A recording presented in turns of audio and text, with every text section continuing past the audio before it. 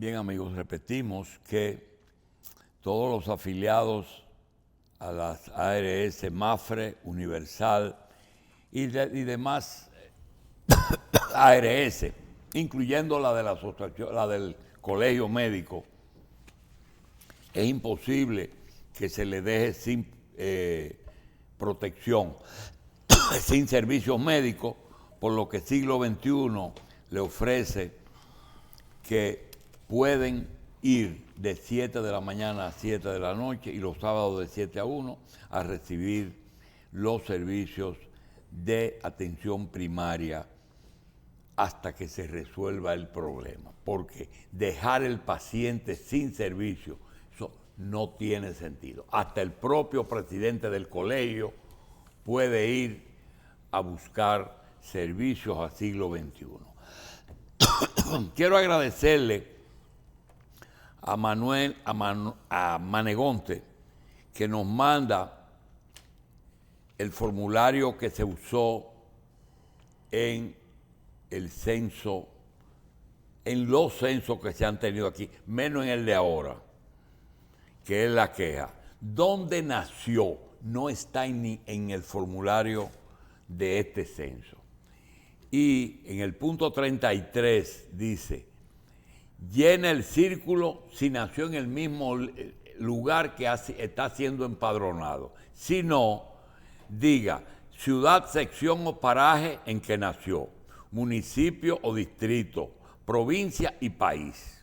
Y si es en el extranjero, diga en qué país, dónde nació. Gracias por mandarnos el formulario con la prueba. ¿Usted recuerda la cédula vieja que decía barrio, sector o cuartel? Sí. Sí. El otro tema es que ayer nos sorprendió que mientras se daba cuenta de que en el sur se había producido un incidente con respecto a una planta eléctrica que llegó al país sin el permiso de Medio Ambiente para instalarla en Asua, nos extrañó mucho que una persona, una empresa, se arriesgue a traer una planta flotante sin tener la seguridad. Pues no la tenían. Y ocurrió que saliendo nosotros de la ciudad colonial por la calle Sánchez, vimos saliendo del puerto de Santo Domingo una planta flotante, coincidiendo con el momento en que se estaba denunciando que la planta de Asua estaba siendo enviada a Cuba.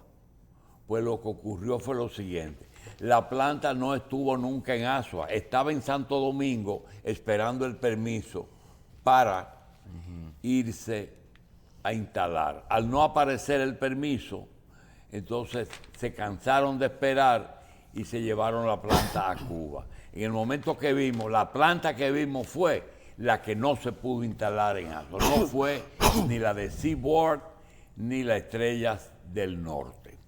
Bien, estas dos explicaciones. Ayer el presidente, en unas declaraciones contundentes, le respondió a un funcionario de la ONU. Yo creo que no se le puede pedir más a Luis Abinader porque fue muy duro la respuesta. El presidente tenía, desde el punto de vista político, dos problemas por resolver. Ya esta está claro, es decir, está dispuesto a echar el pleito, pero con respecto a los votos que necesita, que nosotros sabemos que hay algunos PLDistas que están locos por apoyar al gobierno y no a Leonel,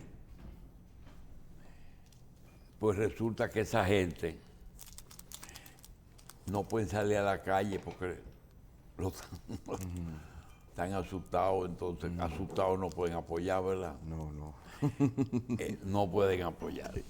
Bien, eso es lo que nosotros queremos decir. Vamos pues a conversar hoy con el ingeniero, hoy es viernes, con el ingeniero José Israel Cuello y Hernández. Y hoy, 11 de noviembre, tenemos unos temas para José que quisiéramos tratárselo. El primero es, hace unos días, José Israel, se publicó que el presidente de Estados Unidos y el presidente de Rusia habían hablado, pero que no se dijo lo que hablaron. Hoy aparece una información de que el señor Putin ha estado desocupando territorios que había ocupado sin tirar un tiro, nadie lo sacó, y él se está yendo de algunos sitios. Dicen que puede ser producto de esa conversación. Y están en diálogo. Realmente hay síntomas de que algún acuerdo se estableció entre quienes tienen potestad para hacerlo. Los grandes países, en definitiva, son los que definen sus espacios imperiales, sus espacios de dominio. Y hay otros síntomas sobre ese tema muy alentadores. Además, Ucrania expresó su disposición al diálogo, cosa que estaba reticente a hacer.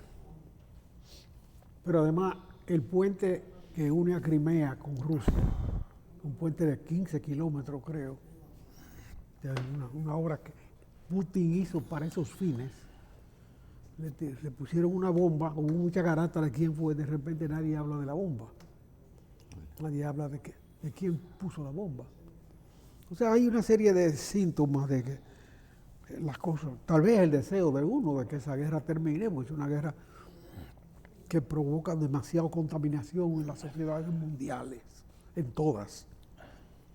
Hay otra cosa también que Alemania dice que va a tener suficiente energía como para no necesitar el combustible de la Siberia. Ahí eso es una pérdida terrible para Rusia, porque ese lazo que la unía a Europa y a la civilización occidental se rompe. Y ellos tenían un privilegio ahí y no se dieron cuenta que el buen cliente hay que tratarlo bien. El que paga bien hay que tratarlo bien. El que tiene una capacidad de consumo continua y creciente hay que tratarlo bien. Ese no, ese tiene que ser compadre. No es que hay que compararse de alguna manera. Y romper con Alemania no tiene ningún sentido. Y como consecuencia de esto, Rusia termina a la cola de China, cosa que le sabe a demonio. Pero ellos debían saber que desde que China habló de un ferrocarril transiberiano, la ruta de la seda, restaurar la ruta de la seda, que es antes del Renacimiento europeo, porque se habló de eso.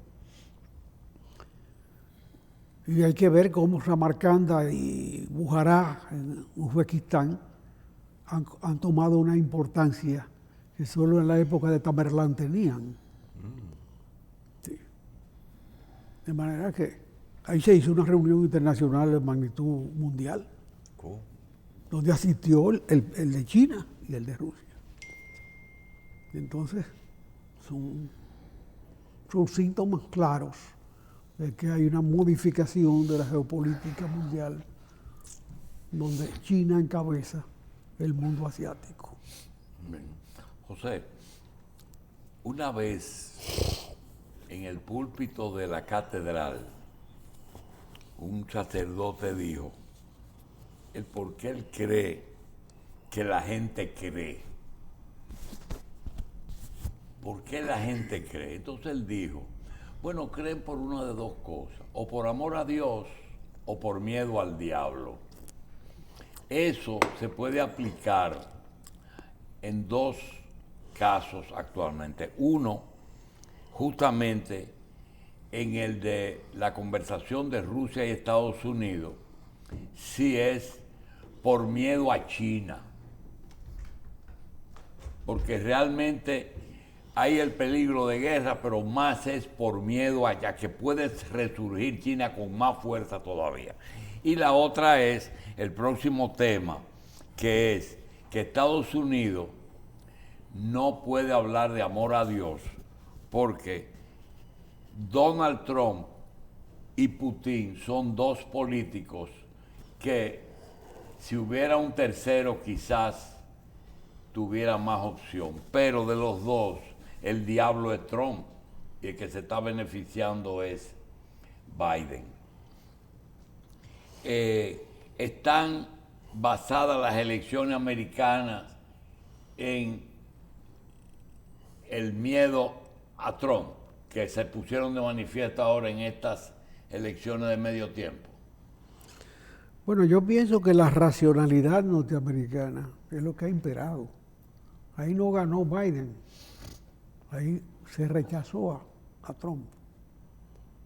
Esa es la realidad. Él pensaba que iba a ser una oleada, porque realmente el gobierno de Biden ha sido débil, ha sido muy dubitativo. Y esa racionalidad está por encima de los partidos, ¿verdad?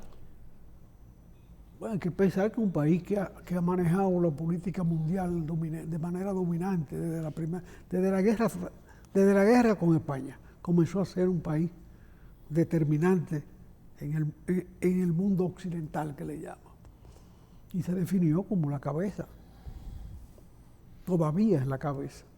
En este momento debe estar pensando que el esfuerzo que hizo para intrigar entre China y Rusia no funcionó y que creó otro enemigo más poderoso y más asentado. Eso debe estarlo pensando, es que esa era la oportunidad de expandirse en América Latina con los mejores recursos.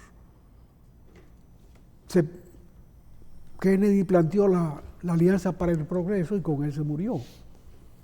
Hay que pensar por los resultados que eso estaba en juego en ese momento, el debate que condujo a la muerte de Kennedy y a la muerte de la Alianza para el Progreso.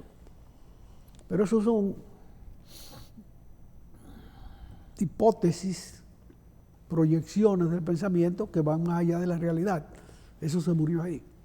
Las razones de la muerte de Kennedy se han escrito miles de tomos, de páginas de libros. Decenas de miles de páginas de libros se han escrito sobre eso y nadie ha podido identificar la razón política de ese asesinato.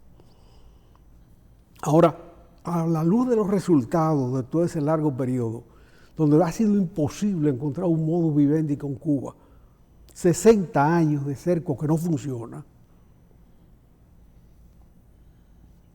una cosa sin solución. Mientras la base de Guantánamo se mantiene, Cuba ha respetado la base de Guantánamo como una cárcel donde la ley no se cumple. Nadie, es un sitio sin ley, donde un preso tiene 25, 30 años sin juicio. Cosa que envilece a Estados Unidos, porque el que hace una cosa como esa se daña, él se daña. De manera que quien ganó estas elecciones, quien recibió el voto fue Biden, pero Biden no tiene condiciones, no tiene posibilidades de reelegirse. Pero habrá una renovación en el liderazgo político americano en las próximas elecciones generales, entiendo yo. Porque realmente está en edad senecta y en condiciones, nunca fue un funcionario ejecutivo, siempre fue funcionario legislativo. Y eso crea un entrenamiento. Él es magnífico, fue magnífico en el manejo de la representación demócrata en la Cámara. Y estas elecciones, hay un detalle que, en estas elecciones hay un detalle que va a tener mucha importancia. Es el hecho que la Constitución americana otorga la presidencia del Senado al vicepresidente de Estados Unidos. Quien preside el Senado es el vicepresidente de Estados Unidos. Y en este caso es una señora. De manera que con una votación empatada en el Senado de 50-50, probablemente el voto de ella será decisivo. Son 100 senadores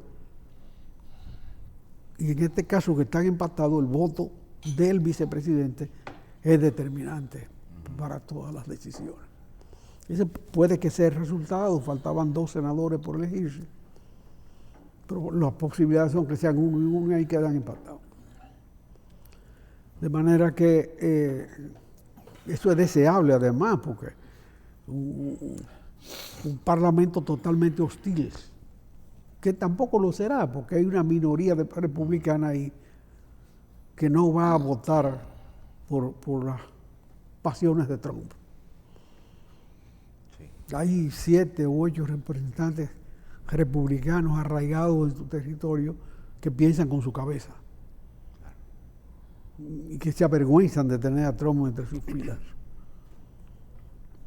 De manera que eso alivia las tensiones mundiales y realmente lo que ha acontecido es una transformación geopolítica de la humanidad en las narices de uno, alrededor de una guerra al que mucha gente no le dio importancia originalmente, y de un avance ruso que antes había tenido ya varios señalamientos, como primero fue la construcción de ese puente inexplicable de 15 o 20 kilómetros para unir a Crimea con Rusia sin pasar por Ucrania, y del cual le pusieron una bomba y nadie se acuerda. La bomba se discutió 4 o 5 días, nadie supo si fue un accidente, si fue un acto político, militar. Eso se olvidó. Eso es uno de los síntomas también de que alguien estaba negociando. Y la negociación, bueno, probablemente termina con una cesión de parte de Ucrania, una confirmación de parte de lo que Rusia había hecho ya hace varios años en lo referente a Ucrania. No sé sobre Crimea, no tengo ningún elemento de qué negociación se ha hecho sobre Crimea, que es hecho aparte. Pero, de todas maneras, lo importante es que esta guerra termine para nosotros, porque la descomposición de la economía mundial que conlleva a nosotros nos perjudica demasiado. Pero, naturalmente, facilita una transformación energética del mundo que nos beneficia mucho. Estamos al borde de que la factura energética de cada país sea autónoma, de cada país pueda producir su combustible. Si usted busca lo que significa la factura petrolera y la factura energética de este país en todos los aspectos, usted se da cuenta que eso es una oportunidad para un florecimiento de la economía dominicana en proporciones que nosotros no concebimos. Ingeniero, hay otro tema que tiene que ver ya con lo local, y es el de la resolución que habría aprobado el ministerio. Uno no tiene la seguridad, la certeza de eso. No, esa resolución se aprobó y se admitió y la repartieron. Pero bueno, yo digo porque hay una especie de desmentido hoy que publica la prensa, pero eso evidencia que tenemos un problema aquí en República Dominicana, porque parece que tenemos una valla que está un poco alta, tenemos incapacidad para saltarla y entonces estamos viendo a ver cómo acomodamos la cosa. ¿De qué estamos hablando? De la educación y la resolución del ministerio superior con respecto, la formación de los maestros. La formación de los maestros. Que hay una especie de decisión con miras a bajar un poco los estándares de formación por incapacidad nuestra para lograr la excelencia o lo mejor. Entonces, ¿cómo solucionamos ese problema, ingeniero? Mira, realmente ese es un problema muy viejo en el país. Aquí en la educación ha habido un factor de emigración indiscutible. O sea, a raíz de la muerte de Trujillo, que el dominicano pudo emigrar, emigró mucha gente buscando simple trabajo, pero emigraron muchos maestros. Muchos se acogieron al sistema norteamericano, donde predomina la emigración dominicana, y de alguna manera forman dominicanos allá, pero para allá. Y aquí ese problema no se ha tratado. Ese es el caso, por ejemplo, de los egresados de los antiguos países socialistas. La mayoría terminó en Estados Unidos, una buena parte, y muchos trabajan dando clases en las escuelas estadounidenses. Bueno, esa es una expresión de lo mismo, que no se formaron para eso, se pretendía con ese programa que se formaran para el país. Claro. Pero ese es un criterio muy estrecho que no se puede forzar, porque cada quien va a trabajar donde le convenga. Ahora, este país ha carecido durante todos estos 60 años después de la muerte de Trujillo de una política migratoria. El mismo hecho haitiano es una definición clara de que carece el país de una política migratoria. Nunca se ha trabajado ese tema con criterio migratorio. ¿Cuántos son necesarios? ¿Qué van a hacer? ¿Cómo se fomenta y se restringe esa inmigración? Bueno, esa es la única inmigración que la República Dominicana tiene de manera sostenida. El resto es caótico. Pero ha habido momentos en los 60 años, primero en Cuba, pero Cuba fue concomitante con nosotros y era muy complicado recibir exiliados cubanos en ese tiempo, se entiende. Pero la presencia de muchas familias cubanas en este país ha sido muy positiva para la vida económica y para el desarrollo del país. Son pocos, pero rinden mucho. Y se han arraigado. Pero nunca se hizo una política migratoria con él. Pero tampoco se hizo con Argentina, donde hubo migraciones masivas enormes. Yo recuerdo haber visto a un rector de la UAS en el debate con un profesor argentino eminente de matemáticas por $25 mensuales más. Ese hombre terminó en Estados Unidos, una eminencia en Estados Unidos. No recuerdo el nombre ahora. Por $25 discutiendo. Tontería. ¿Qué es eso? Ahora recuérdese que hay un oasiano al frente del MEISIT y el virus de la UAS se expande en la vida económica y social dominicana. La oasificación del sistema educativo básico del país está planteada en esa resolución. No nos perdamos.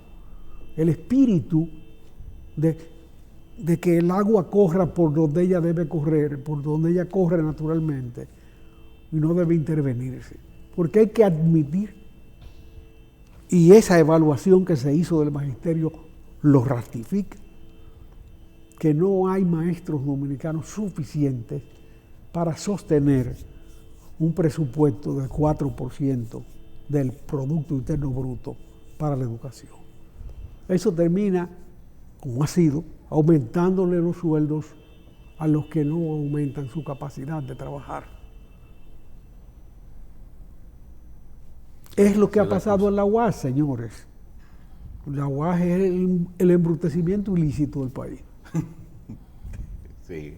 Ahora recuerda, ingeniero, que hubo un grupo de rectores que planteó precisamente esa posición, que parece que ahora el Ministerio de Educación la acoge, pero eso es un tema que se debatió a propósito de esa propuesta. Fueron varios rectores los que propusieron eso. Vamos a bajar un poco los estándares para poder reclutar, para poder... Lo que hay que reclutar extranjeros. Lo que hay que reclutar, la gente que anda buscando un sitio donde vivir y que tiene capacidad para hacerlo. Sí, hay países, por ejemplo, Venezuela tiene material ahora, pero Venezuela recibió de Cuba. La pregunta es esta.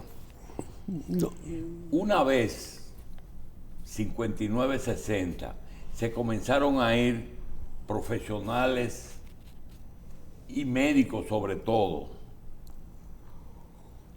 cubanos hacia Estados Unidos. Entonces Cuba decidió preparar un médico al vapor, un médico con lo básico, le quitó 2 años a la carrera y sacaba médicos 4 años de las universidades. Que daban un servicio, pero no calificaban en algunos escenarios en el mundo. ¿Tú consideras que eso que tomó Cuba por una necesidad es lo que están proponiendo ahora con los maestros, de hacer un maestro al vapor. Lo que han hecho en la UAS, señor, ellos no tienen que copiar de Cuba. Lo que han hecho en la UAS han envilecido el sistema educativo.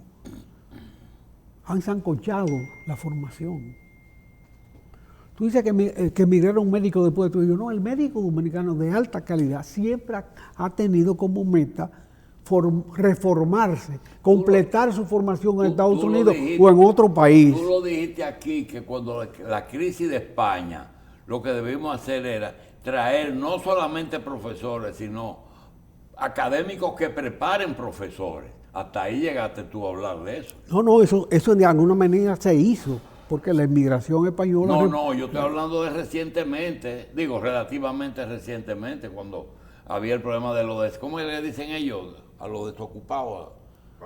Parados. Que había muchísimos profesionales sin trabajo. Pero es que ha habido crisis en América Latina en todos los países en estos 60 años que han provocado migraciones y aquí no ha habido una política de acogimiento. Fuera de Chile, cuando Allende, que se fue mucha gente, ¿qué otros países? Oye, Argentina tuvo una dictadura terrible. Ha habido migraciones de peruanos, ha habido no tan grandes, ha habido migraciones de cubanos crónicas. Señores, el tema viene al 4 muchachas cubanas que vinieron por Haití, se fueron de Cuba a Haití y cruzaban en la frontera las empresas como inmigrantes ilegales. Señores, cójala, esa gente tiene cierta formación que no es la misma formación del obrero haitiano. Ahora, no podemos nosotros tener nuestras propias escuelas de formación de maestros. Eso hay que hacerlo antes del 4%. Hay un departamento que se llama INAFOCAN que está preparando maestros, pero parece que mientras tanto se necesitan. Porque está hablando de Perú, pero Perú lo único que nos mandó, lo que yo recuerdo, nos mandó unos mecánicos que llevaban el guía a la derecha, lo ponían a la izquierda en los carros japoneses. No, espérate. Hubo una posibilidad de eso, porque aquí se hacía traer los vehículos japoneses con el carro, con el guía a la izquierda, que se conseguían más barato usado, y ponérselo del lado que corresponde. Aquí se hacía, pero en Perú se hacía también. Entonces traía un mecánico peruano que ya estaban entrenados para hacer eso. Eso se sacó del medio porque, bueno, los intereses de los representantes estaban afectados. Pero el carro viejo se arraigó en el país. Las importaciones de carros viejos son 3 veces superiores en cantidad de vehículos a las importaciones de carros nuevos. Y eso es como consecuencia de qué. ¿Cuál es el origen de eso? Es que el presupuesto nacional todos los años se estimula la importación de carros, porque se coloca en el presupuesto una entrada por importación de carro nuevo y otra entrada por importación de carro viejo. Y eso está ahí consignado en el presupuesto nacional como meta. Así mismo hay que hacer una meta de inmigrantes. ¿Cuántos maestros tú necesitas? Y hay que conquistarlos. Si vienen ucranianos, que vengan ucranianos. Claro, tienen que hablar español. Pero realmente aquí ha habido muchísimos maestros de inglés que son inmigrantes. Sencillamente. Se necesita enseñar idiomas. Yo conozco por lo menos media docena de haitianos que daban clases francés aquí. Yo conocí en diferentes épocas, naturalmente, el papá de Jacques Vieux. El papá de Jacques Vieux y el papá de Jacques Stephen Alexis también, Bien. un gran escritor haitiano, José, que mató a Duvalier. Yo quiero dar tu mensaje que te dejaron. Ahí hay una señora que estuvo ayer aquí, sobrina de las Mirabal, que te dejó tu saludo y mucho afecto. Esa es la esposa del doctor Guerra Cejas, Guerra Pimentel en La Vega. Ella es sobrina de las hermanas Mirabal. Tú conociste a su papá, estuvo aquí en el programa antes de morir y te dejaron muchos afectos. Bien, Yanina. Vamos entonces a seguir. José, ¿qué ¿Qué objeción tú le das al censo o crees que está muy bien? Bueno, yo conozco de lo que están haciendo el censo, lo que ha salido en la prensa. Y es penoso que se discuta sobre un formulario que se ha elaborado durante tanto tiempo, porque entre un censo y otro, ¿qué hace el Departamento de Censo? Preparar el otro censo. Y realmente desde el anterior ha pasado más tiempo del que debe ser. El censo debe hacerse cada número determinado de años simultáneamente en todas partes del mundo, o más o menos simultáneo, para hacer una fotografía de la relación humana, del componente, sobre todo humano, pero el censo puede extenderse a la ganadería y a otros aspectos con los mismos recursos. Lo cierto es que se tardó y no se hizo. Eso es responsabilidad de los anteriores gobiernos.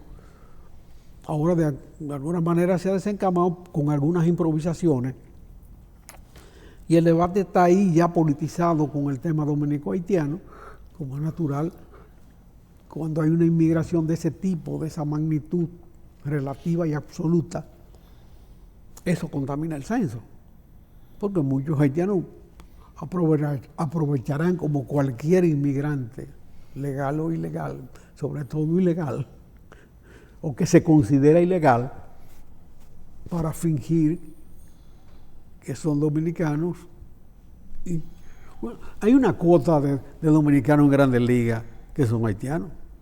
El otro día uno de esos eruditos, uno de los eruditos del deporte, porque el manejo periodístico más erudito es el deporte, y sobre todo la pelota. El otro día sacó la lista, de la lista de los piezas, ¿no?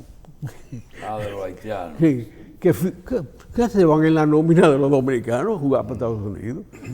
Ellos allá no se arraiga la pelota, pero aquí se arraiga porque está arraigada.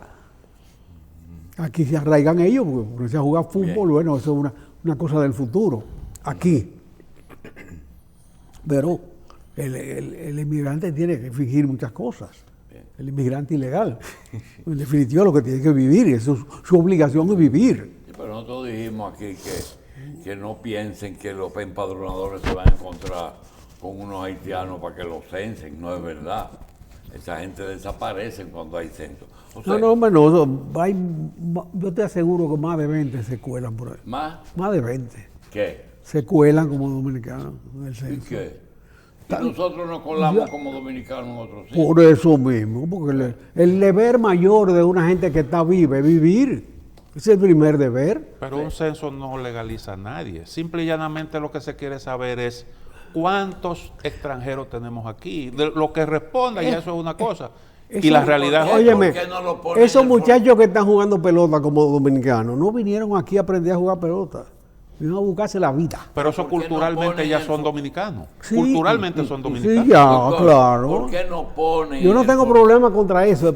Yo señalo el hecho de que el ser humano tiene que vivir. Pero ¿por qué no ponen lugar de nacimiento? Eso no tiene nada de malo. No, pero eso está ahí en la pregunta.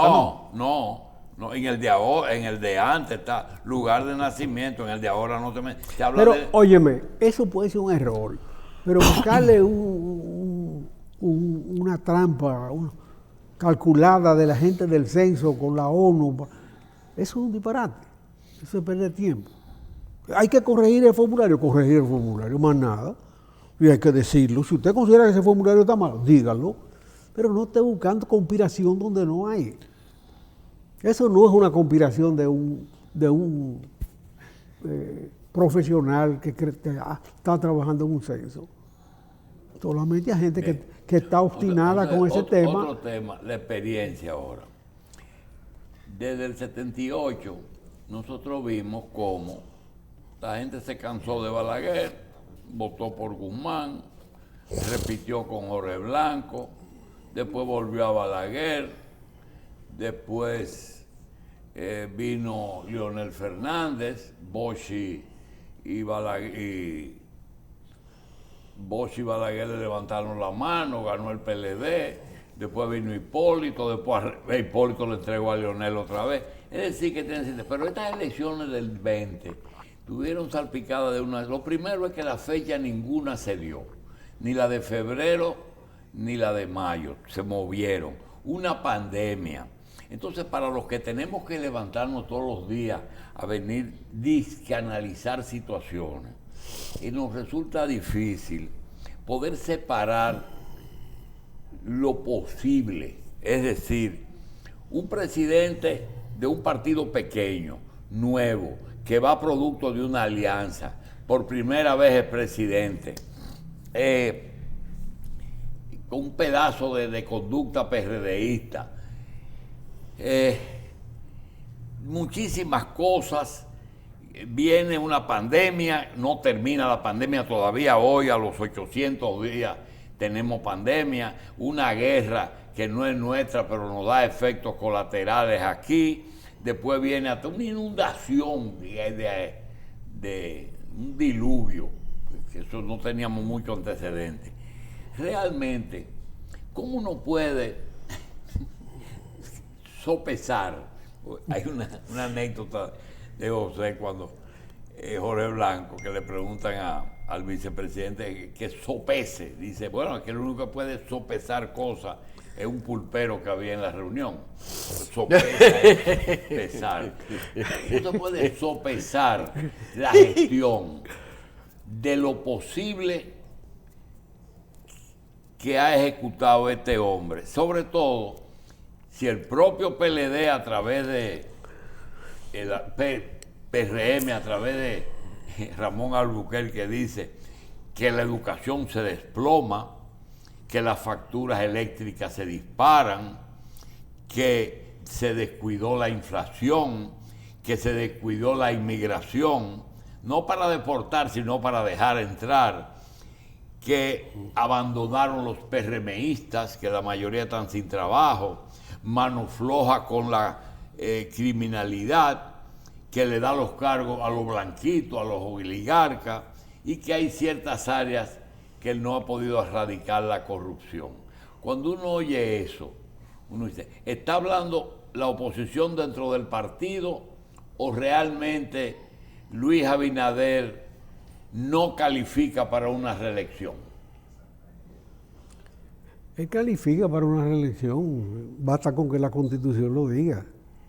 Puede. Él puede ser según el precepto constitucional, pero hay un precepto PRDista en el alma de toda esa gente, de que los PRDistas no se pueden reelegir. Ellos lo tienen en sus... Bueno, porque levantaron esa bandera contra Balaguer. Y si hay una tendencia del PRDismo, en el PRMismo hoy fuerte, es el atoicismo, que fue quien con más vigor levantó esa bandera, buscando la alternativa frente a Hipólito. Y eso lo marginó del PRD.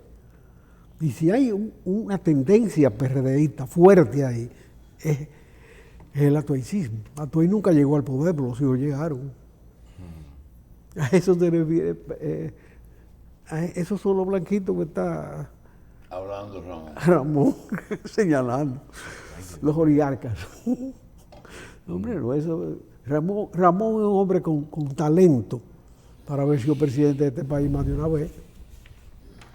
Y se pierde en tonterías y en discusiones sin sentido. Bueno, un sabio, dice él mismo. Hablan los sabios. No, él es un sabio. No te quepa la menor duda que sabe más que mucha gente aquí en este país. De muchas cosas. Pero políticamente se ha equivocado, sencillamente. Se ha equivocado. Aquella mala palabra que tiró ante el país entero, tomándola. Liga Municipal Dominicana. La liga entra en toca. Sí, exactamente. Señor, eso le ha hecho un daño terrible a él. José. Lamentablemente, porque su capacidad es para rendir un poco más. El medio ambiente no es nada nuevo, pero está de moda, ¿verdad? ¿Cómo se puede, sin que le digan a uno, explotación racional de los recursos naturales, cuando el bienestar actual de los seres humanos o de los presupuestos de las naciones chocan con el medio ambiente. Por ejemplo, en Brasil hubo una discusión entre explotar la selva amazónica en una forma racional. Aquí tenemos la minería. La minería realmente en países como estos que tienen presupuesto, ahora mismo Barrigol nos dijo que posiblemente la onza de oro llegue a los $2,000, posiblemente. Y hay una mina en San Juan que están opuestos mucha gente que inclusive votó por no leer el contrato de Barrick, ahora está opuesto a la mina de San Juan, que es el senador de San Juan. La pregunta es la siguiente. Esa es mucha gente buscando que le den lo suyo. Aquí las protestas están siempre corrompidas, dañadas por los intereses personales. Este país tiene explotación minera desde el primer viaje de Colón. Entre las muestras que Colón llevó de lo que encontró aquí, eran pepitas de oro aluvional, lavado el oro por los ríos y recogido en los ríos. El oro aluvional tiene 500 años en esta isla encontrada. En Haití no hay porque se secaron los ríos, pero también había. Probablemente el primer oro que Colón encontró no fue de lo que es hoy la República Dominicana. Es la mina, pero hay otro tipo de mina. Tú y yo sabemos lo difícil que es para un dominicano adquirir una vivienda digna en este momento, ¿verdad? Y tú coges y ves que hay que explotar de canteras, porque no se puede coger la lavada de los ríos, que es la más barata, la que puede llevar la vivienda a un nivel más bajo, en un momento en que la vivienda se hace inaccesible. Realmente, hay países que han eliminado la explotación de sus recursos. Mira, hay muchísimas entidades creadas por el Estado. Dime. Para regular ese manejo. A ella le corresponde determinar en cada caso. Pero eso que ha pasado, por ejemplo, con una planta eléctrica que comienza a dar bandazos, que si se para ahí en el malecón. En el malecón. El placer de los estudios ahí, sí, la planta. La planta turca dando vueltas, buscando un sitio de pararse del señor. Si se hizo un contrato con ellos, ese contrato debe estar con todos los detalles de dónde se va a poner la planta. Ahora, ¿qué pasa? La planta llega a donde iba y una pila de ciudadanos del sitio, con razón, sin ella, dice que esa planta contamina, pero hace más de 30 años que hay plantas de ese tipo en ese sitio. Sí. Ellos se vienen a dar cuenta ahora y arman un lío. Yo conozco una gente que siembra una tierra donde pierde con eso.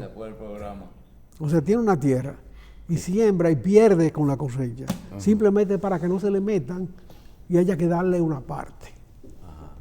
O sea, que hay gente que vive de hacer tumultos de esa naturaleza. Sí. Y eso de esa planta dando bandazos, hija, primero, de autoridades que autorizaron eso cuando sabían que había un cierto remolino por ahí, con justificación o sin ella, y que no tenían claro dónde iban a poner la bendita planta. Eso le iba a decir, coincide con un llamado que se hizo una vez, con un susto que hubo de que la crisis en Ucrania, el precio de los combustibles, iba a traer posiblemente un desabastecimiento de energía y que había que buscar rápidamente, casi de emergencia, unos generadores extra. Y como que en ese tiempo, como que fue el mismo tiempo que se llevó entre eso y la llegada de la planta, como que fue más o menos el mismo tiempo, más o menos. Hombre, no, esa planta se contrató porque se han retrasado los contratos de construcción de plantas más eficientes. También. Sencillamente por eso. Aquí siempre se está la saga de los problemas. Es que la planta de Punta Catalina no se ha entregado todavía al Estado Dominicano. Se está operando y se han creado una serie de superestructuras administrativas ahí. Pero no se ha formalizado. ¿Por qué? Porque en la firma de ese contrato está Odebrecht y todas sus consecuencias. ¿Y esa compañía no quebró? ¿Cuál? Odebrecht. Comenzando por ahí. Entonces, ¿cómo tú puedes mantener vigente un contrato con una compañía que quebró en su país? Esto tiene que responderlo a las autoridades que fueron negligentes respecto de eso. pero alguna solución tiene que tener. Y el Estado ahora mismo está, las licitaciones que tiene para Nueva Energía están hechas para Montecristi y el proyecto de desarrollo del puerto de Manzanillo, que es necesario, pero que va con un atraso enorme. Desde que la United Fruit se retiró de Manzanillo a raíz de la muerte de Trujillo, en el gobierno de Juan Bosch, hasta hoy, ese puerto ha estado prácticamente sin uso. Se está pagando un precio de tarifa alta cuando tú tienes casi 2 años diciendo, está muy bien, el 22% ese hay que pelearlo y discutirlo en un lugar que puede ser el lugar legal, pero mientras tanto, esa inversión hay que ponerla al servicio de luz y tarifas razonables. Eso tú siempre haces. No, eso está bien. Y se terminó la bendita construcción. Sí. Pero no se ha recibido el contrato. ¿Y qué se está esperando?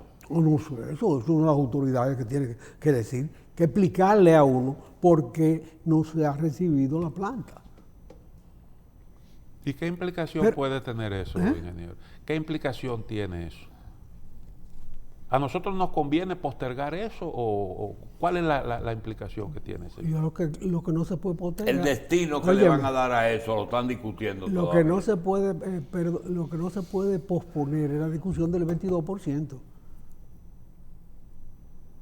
Incluso en el sometimiento que se hizo, en el acuerdo que se hizo con Odebrecht para la construcción, para que pagara una compensación por el daño, que se aceptó la declaración de ellos en el sentido de que todo lo que habían dado de soborno aquí era lo que le habían pagado a Rondón.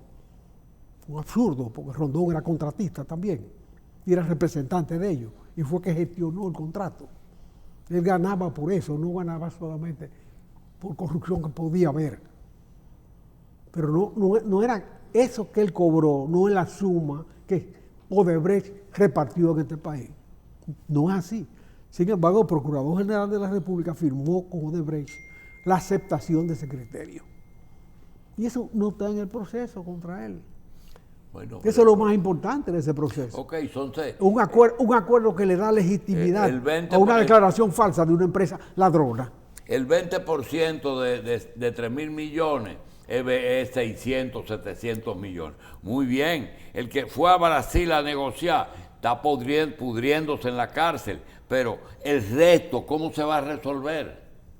Porque Jean Alain hizo un acuerdo y no se ha sentado con las autoridades nuevas a explicar qué acuerdo fue que hizo.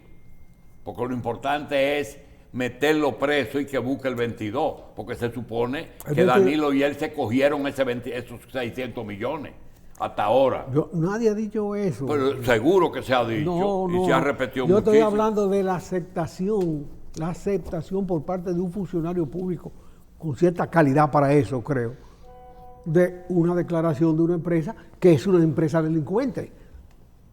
¿Cómo tú aceptas la declaración de un delincuente? Pero no es el secretario de Salud que la está aceptando. Pero en Brasil, ingeniero, en base a eso fue que se juzgó. Incluso Lula cayó preso fue por una delación premiada de un individuo que dijo, no, yo le di un apartamento al presidente. Espérate, pero es que la misma Odebrecht fue la que declaró que repartía el 22%. La misma Odebrecht, después de ser amnistiada por la firma de un documento con una autoridad competente dominicana, admite que es el 22%. Sí, pero yo entendí. Y después se declara en quiebra. Cuando el poder político... Bueno, entonces a quien hay que demandar es al Estado brasileño, que le aceptó la declaración de quiebra a una empresa que después en definitiva defraudó a este país. Después el juez Moro, que fue el que llevó muchos de esos casos en base a las delaciones premiadas, pasó a trabajar con un consorcio de abogados para ayudar a Odebrecht a resolver problemas legales. Todas esas cosas se han dado en este contexto. El problema es que cuando el poder político está contaminado o cuestionado o es delincuente, el poder, tú no lo puedes borrar de la historia, porque tendría que quitarle 32 años al país, más el triunvirato. Entonces, no se puede. Tú tienes que manejarte en ese caso, en el caso de Odebrecht. Tú tienes que hacer lo que dijo José al principio. Señores, lleven los dos casos por separado. Lleven los dos casos por el 22 que se discuta en los tribunales y que lo devuelvan, aunque sea. Pero mientras tanto, son 700 megas que están ahí que no se han recibido y no se sabe por qué. Porque a lo mejor se lo tienen guardado a alguien, José. No se ha recibido porque está lleno de huecos el proceso. Pero Bueno. hay que resolver ese tema. Hay que resolverlo. Y si no lo saben resolver. Bueno, pero tampoco saben resolver las licitaciones. Hacer licitaciones Ahí tienes condicionadas un a ministro de intereses. Educación que todos los días hace una buena acción, denuncia al anterior, pero todavía no ha hecho un acto positivo. Pero todos los días él denuncia algo que es encomiable, que es un error del que estaba. Entonces tú dices, ¿y qué uno va a hacer? ¿Qué uno va a hacer? En educación